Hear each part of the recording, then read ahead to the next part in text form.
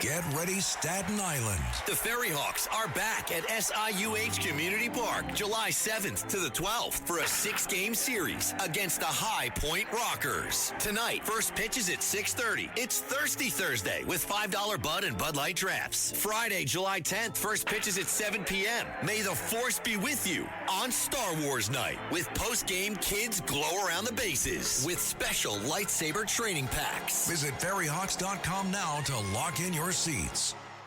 Listen, all you New Yorkers. Excuse me. Taxi. Okay, we're looking around. This is the 77 WABC minicast. The conspiracies are unbelievable.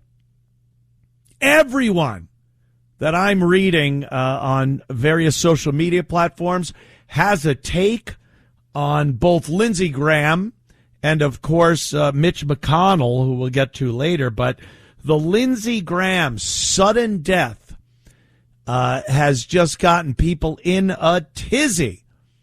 And obviously, of course, like we do every week here, I want your take on this whole thing. 800-848-9222. 800-848-9222. Because, wow. This came out of the blue, didn't it? Lindsey Graham, he was over there in Ukraine. He had his pom-poms out, his bubble wand from Disney, and he, fight. Ukraine. Let's keep this war going. And he was talking about sanctions, of course, against Russia. And he gets home. And he drops dead. And already we have a complete autopsy and cause of death. You know, I follow a lot of these crime shows and real cases, cases that are going on.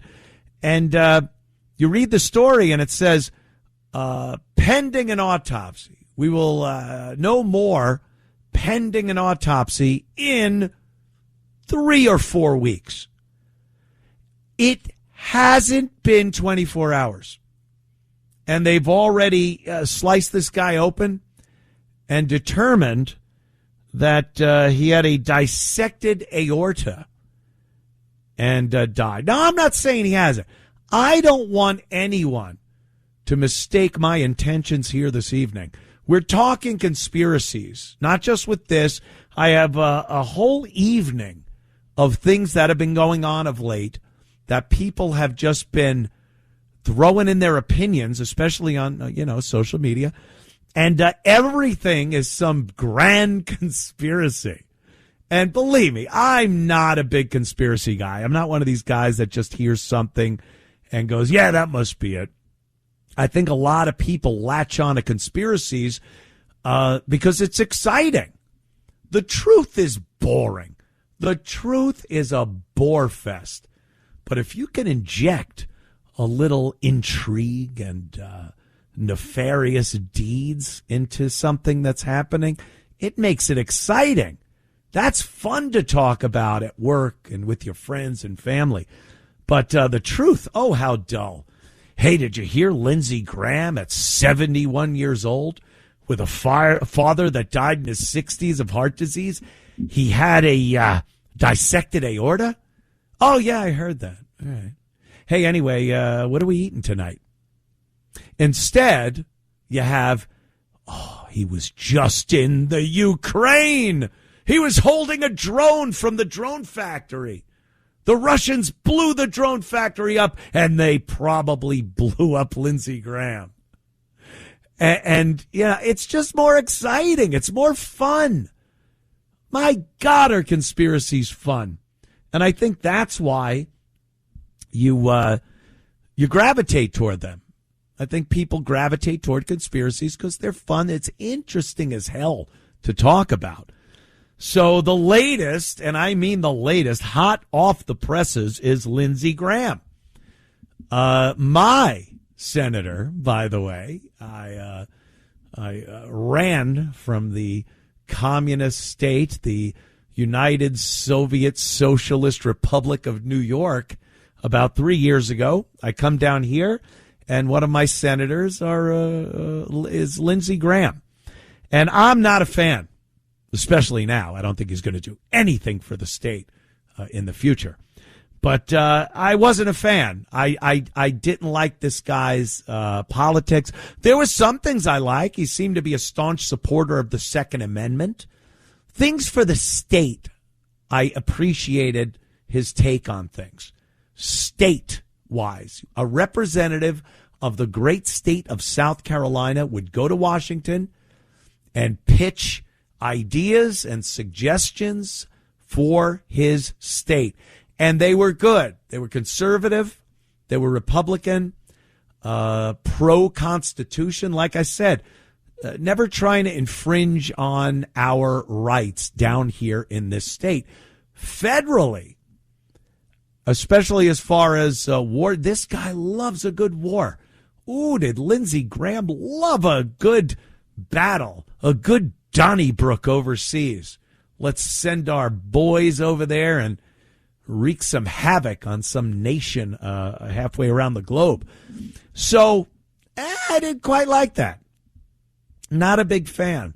And believe me, I love our military. I love the capability of this country, especially under the Trump administration, getting out all the riffraff, the men who dressed in little skirts and put on their military garb, and the liberals that said how wonderful this was for our country, how diversity is the greatest strength for our military. No. But, they put the kibosh on all that, and I liked it. But I don't like the idea of sending those great soldiers of ours overseas to get in these battles that don't seem to have a direct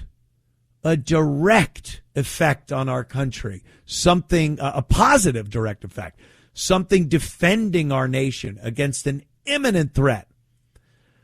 Now, I cannot stand Iran. I used to say Iran when I was in high school, because we've been battling them since I was in high school. That's what's insane about this whole thing.